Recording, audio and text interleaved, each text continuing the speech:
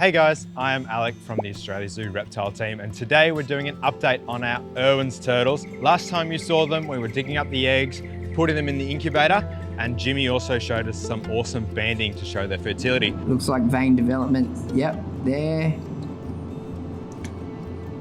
Oh, that's exciting.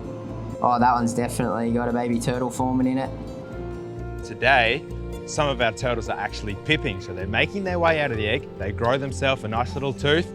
They poke their head through with that tooth out of the egg, and then they slowly start to hatch. And today we're going to be able to go and see those pipping turtles and also some that have hatched today.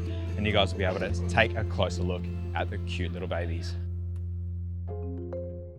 Well, here we are with our beautiful incubator. So we've actually temped some at a little bit of a different temperature, and we're hoping with this to be able to find out the best way to actually hatch and grow the turtles, the way that makes them the strongest and the healthiest that they possibly can for release in the wild.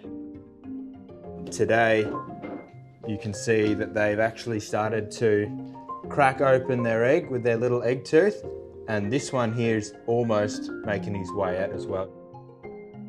These guys, unlike a bird egg, can't be rolled. All the contents of the egg actually stick to the top. So if they were rolled, then they actually disconnect from the top of the egg, which makes them no longer fertile and actually kills the egg. So for our turtles and a lot of our other reptile species, it's really important to keep them the exact same way that they come out of their nest, in the exact same orientation, and then they stay like that. They don't ever get rolled like a lot of your other bird eggs that need to be continuously rolled. These guys just stay the same way, or else they actually damage and you can kill the egg, which is really unfortunate. But today, quite successful, which is amazing.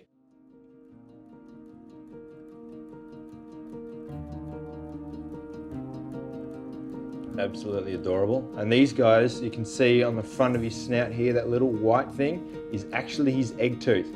So they grow that when they're a little hatchling, and then they lose that as an adult.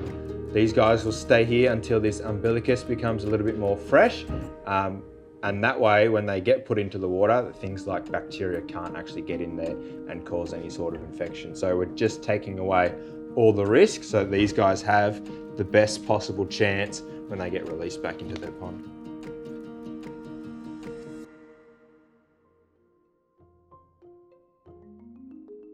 Well, we're here now at our breeding facility for our Alsea Irwini, and now that our turtles have hatched in their incubator, they've spent a day in there healing that umbilicus, we're going to be able to come up here and release them into their pond, where they'll hopefully become big and strong. We actually have to mark our turtles first, and this allows us to identify which turtle is which. If we're putting 30 turtles in one pond, we need to be able to make sure that they're all tracking well in their weight.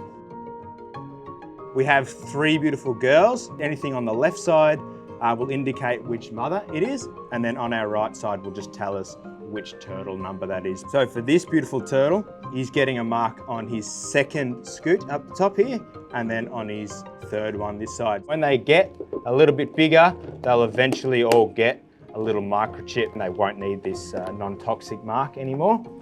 This one has the same mother, but is number 4.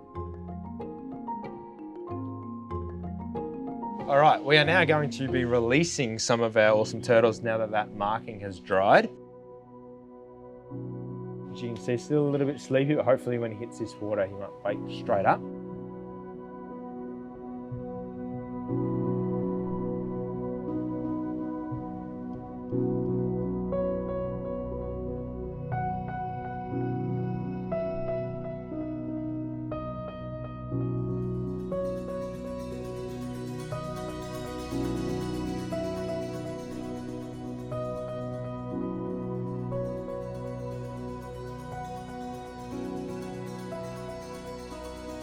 We have this species, and we've bred this species, and hopefully learning more about this species because they're becoming way more vulnerable in their ecosystem. And that is due to habitat loss and fractioning of that river system. That means that they aren't able to breed anywhere near as easy. And this is really important for their conservation and their wild counterparts, not only as ambassadors for their species, but also to educate people. It's also really exciting for us to actually be hatching these guys It's one of the first times in human care that we've ever had turtles from start to finish, from reproduction to the egg laying process, to the incubation and the hatching, and now raising of these awesome Irwin's turtles, first discovered by Steve. Got it! Woohoo! Look at that! Her. She's beautiful. This is an undescribed alligator snapping tortoise, only found in this area. Look how pale her head is, and you've got a pink nose. Isn't she beautiful? Good job. Watch out! Whoa, whoa, whoa, whoa, whoa. Danger, danger, danger. I thought you clicked on that. Now, whatever you do, don't click on it. That's danger, remember? No clicking. No clicking.